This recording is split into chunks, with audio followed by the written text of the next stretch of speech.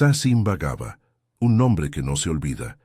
Sasimba Gaba, princesa arrancada de Cabinda, vendida como mercancía, convertida en fuerza colectiva.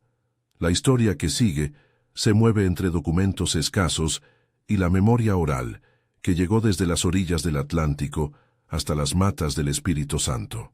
Hay fragmentos que figuran en archivos, hay versos que guardan los cordeleros, y sobre todo hay un rumor que no se apaga: la insistencia de que una mujer se negó a ser solamente una pieza en el comercio de cuerpos.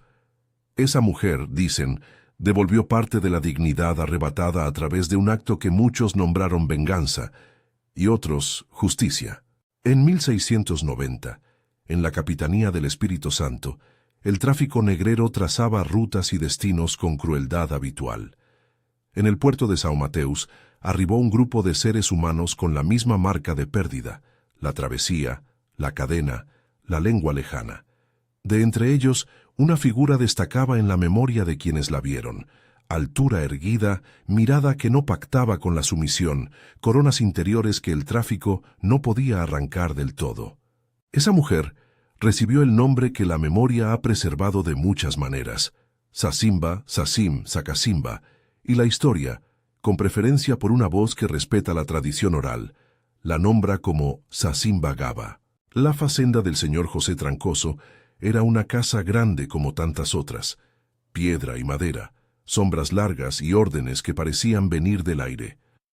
Allí se enfrentaron dos mundos: por un lado, la lógica del latifundio, del mercado, de la disciplina aplicada con mano de hierro; por otro, la supervivencia y la cultura que no cabía en las listas de venta: cantos, nombres, oficios, saberes de raíz.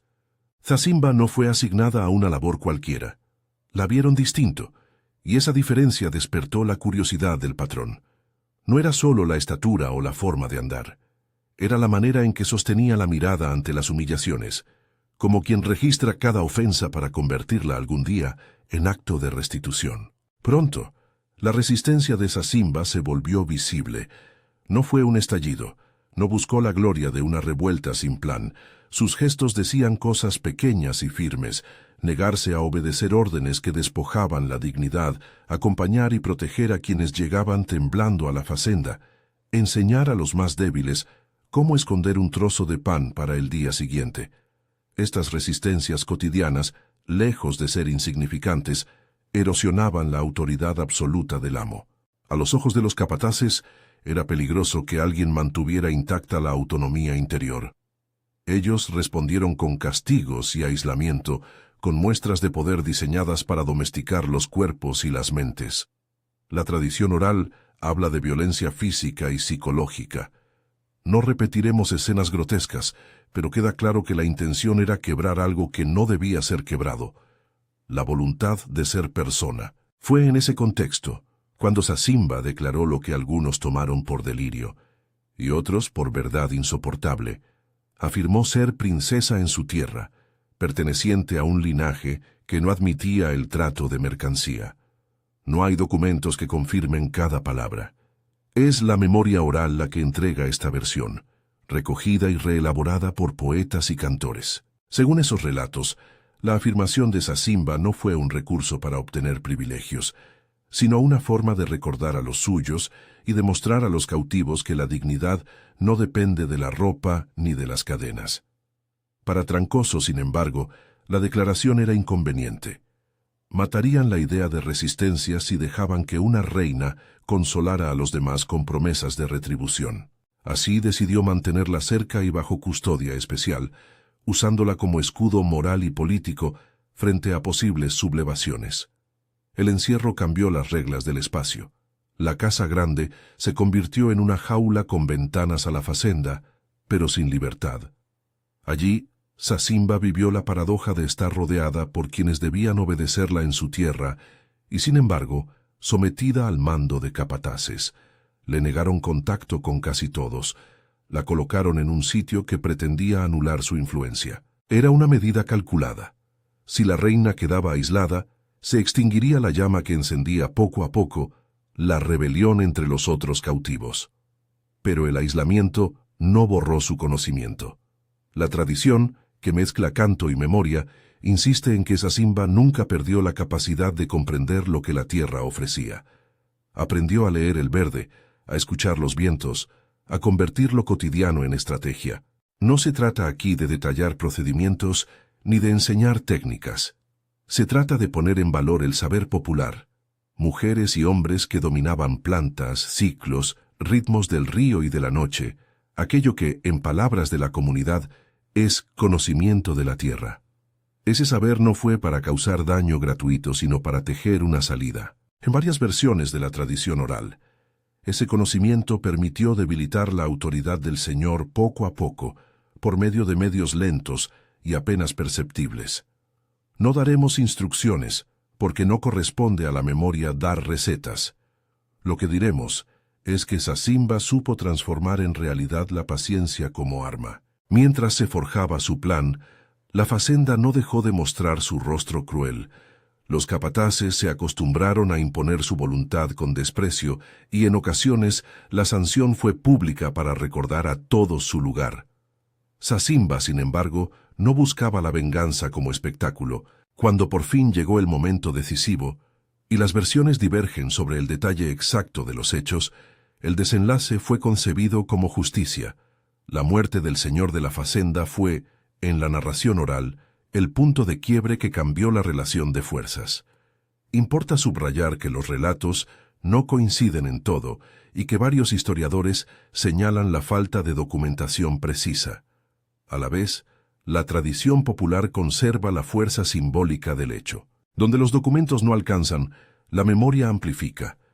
Lo que sí aparece con claridad en las crónicas de tradición oral es la respuesta colectiva que siguió a la caída del patrón. No fue el acto de una sola persona que buscó eliminar por odio sin medida. Fue una decisión que incluyó sanciones contra los capataces responsables de las peores violencias y medidas para liberar a quienes aún permanecían encadenados. La comunidad, guiada por Sasimba, actuó con criterios de reparación. Se castigó a los que habían cometido abusos, pero también se protegió a los inocentes y se rescató a la familia inmediata del patrón, como una forma de mostrar que la justicia buscada no era aniquilación indiscriminada, sino restablecimiento del orden humano. Esa elección es fundamental para entender por qué algunos llaman a lo ocurrido venganza y otros liberación. La huida hacia las matas fue un tránsito lleno de significado. No se trató solo de escapar. La marcha fue la fundación de un nuevo territorio, donde el recuerdo de la costa y la memoria de Cabinda se podían entrelazar con las estrategias de supervivencia en el interior. Sapedo Norte, en la tradición oral, aparece como un refugio que transforma la precariedad en hogar. Allí, quienes llegaron al Quilombo encontraron más que seguridad. Encontraron una comunidad con normas propias, con liderazgo compartido y con la voluntad de reconectar los lazos rotos por la esclavitud. El paisaje, la espesura, el río que guarda secretos, el viento que trae palabras de otros quilombos, se convirtió en aliado. Sapedo Norte fue, según versiones orales recogidas por poetas contemporáneos, un lugar de resistencia que encendió esperanza. Durante años la figura de Sasimba se proyectó más allá del Quilombo. La tradición registra, aunque sin números fijos, una década en la que el grupo liderado por ella, o por liderazgos que reivindicaban su legado, organizó nocturnidades para interceptar embarcaciones negreras. Estos rescates no se narran como actos de violencia gratuita.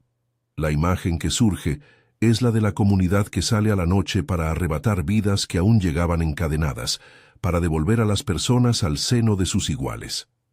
Esa actividad, inevitablemente, tuvo repercusiones. Cambió rutas, alteró la economía del tráfico y puso en alerta a los poderes locales. Hay quien cuenta que esas operaciones acontecían con sigilo, bajo la cobertura de la oscuridad y el susurro del manglar. Hay quien exagera su alcance. Lo cierto es que el relato insiste en la valentía y la determinación colectiva. La venganza de Sasimba, en este sentido, fue la restauración de la libertad cuando las leyes la negaban. Los años no borraron la figura de Sasimba, la transformaron en mito viviente. Aquellos que la conocieron de cerca concibieron relatos distintos a los que llegaron por el cordel o la poesía. Poetas como Jaridia Rais, en su obra Heroínas Negras Brasileiras, en 15 cordéis, recuperaron y articularon estas voces, ampliando la resonancia de una mujer que la historia oficial quiso reducir al silencio. Como dice un verso que circula en traducción libre desde el cordel, Sacimba no vendía su nombre al cacique ni a la balanza. Verso tomado de Jaridia Rais, Heroínas Negras Brasileiras, en 15 cordéis. Esa línea, que es eco y memoria, ayuda a entender por qué el relato persiste, no solo por el acto puntual, sino porque su existencia se convirtió en faro para generaciones. Es importante recordar que no hay un final único ni definitivo para Sacimba. Las versiones se bifurcan. Algunas sostienen que murió en la clandestinidad, otras que desapareció en el anonimato de una travesía, y otras aún que volvió a su tierra originaria o que fue elevada a símbolo de resistencia por quienes la siguieron. La ausencia de pruebas directas de su destino alimenta la leyenda, pero también subraya un punto crucial. En muchas tradiciones, el cierre de la historia no es necesario para validar la fuerza de la figura. La memoria, deliberadamente imprecisa, funciona como territorio de lucha contra el olvido. Por eso, debemos diferenciar con cuidado lo que proviene de documentos y lo que nos llega por vía oral. Las dos fuentes se complementan sin sustituirse. La huella de Sacimba en el presente es tangible y diversa. En São Mateus y en otros municipios del Espíritu Santo hay quemas de memoria que se transforman en mosaicos, placas y homenajes que quieren rescatar la dignidad borrada por siglos de silencio. Instituciones han otorgado comendas que reconocen la figura de Sacimba como referente, y artistas, desde cantores hasta muralistas, han tejido su imagen en calles y plazas. La literatura la ha abrazado, poetas contemporáneos han vuelto a cantarla, mientras que en la academia crece el interés por rescatar relatos de quilombos y de liderazgo femenino afrodescendiente. También, en Sapé do Norte y en otras comunidades, la memoria se transmite en voz baja entre generaciones. Canciones, relatos alrededor del fuego, rituales que sostienen la identidad. Contemplar este legado nos obliga a una reflexión. ¿Qué significa vengar cuando el sistema que oprime no ofrece justicia? En el caso de Sacimba, la venganza se presenta como restitución, como rescate y como ejercicio colectivo de soberanía. No es un elogio del odio. Es una narrativa que sitúa la acción en la necesidad de recuperar vida y dignidad. Eso no libra la historia de complejidades éticas, pero sí permite verla como un acto de reparación dentro de un contexto extremo. Por eso, más que celebrar un acto violento, celebramos la capacidad de una comunidad para organizar la liberación de las cadenas que la sujetaban. Hay además una dimensión artística que mantiene viva la historia. El cordel y la poesía popular ofrecen refracciones distintas de los hechos. Cuando Jaridia Rais escribe sobre las heroínas negras, incorpora fragmentos de tradición oral y les da nuevo ritmo. Ese despliegue poético permite que el nombre de Sacimba circule fuera de las fronteras locales. Los mosaicos, por su parte, convierten memoria en paisaje urbano, la comenda en reconocimiento público. Todo ello nos recuerda que la historia no solo se conserva en archivos, sino en la forma en que la comunidad decide nombrar sus mártires y sus salvadoras. Mientras relatamos, conviene precisar una urgencia ética. No se deben ofrecer instrucciones ni detalles operativos sobre métodos que sirvieron para dañar o quitar la vida. Las versiones que hablan de un polvo o de medios para debilitar al opresor son parte de la tradición oral y de la poética del relato, no manuales de acción. Afirmamos con claridad que esta narración no enseña ni defiende la replicación de actos dañinos. Lo que explicamos aquí es simbólico e histórico. Cómo alguien convirtió el saber de la tierra en herramienta de resistencia dentro de un contexto donde la ley y la moral de los poderosos habían sido pervertidas. La prioridad de la memoria que contamos es preservar la dignidad de quienes lucharon y reflexionar sobre las causas que los empujaron a actuar. Si hoy alzamos la mirada desde la distancia y vemos a Sacimba, La encontramos en muchas formas, en las calles que llevan su nombre, en los versos que celebran su rebeldía, en las manos de quienes siguen reclamando justicia para descendientes de esclavizados. La figura de la princesa que se convirtió en esclava y luego en vengadora no es un arquetipo simple, es complejo, incómodo y necesario. Nos interpela a revisar las narrativas oficiales, a reconocer que la historia se escribe también desde abajo y en voz alta. Nosotros, que escuchamos estos relatos, tenemos la tarea de cuidarlos. Preservar la memoria no es solamente repetir nombres, es salvaguardar el contexto, reconocer la ambigüedad, respetar las variantes y evitar la reducción sensacionalista. La memoria oral nos enseña que hay verdades que resisten, aunque los papeles no las registren exactamente. Nos enseña también que la venganza puede ser entendida como buscadora de justicia cuando no hay instituciones que la impartan. Ahora te pregunto a ti, que has seguido este relato, ¿qué final te parece más verosímil? ¿Que Zasimba murió en el anonimato, que fue suplantada por la leyenda, que retornó a su tierra o que se fundió en la comunidad que lideró? Comenta cuál versión te conmueve más y por qué. Si esta historia resuena contigo, compártela para que otras memorias no se pierdan.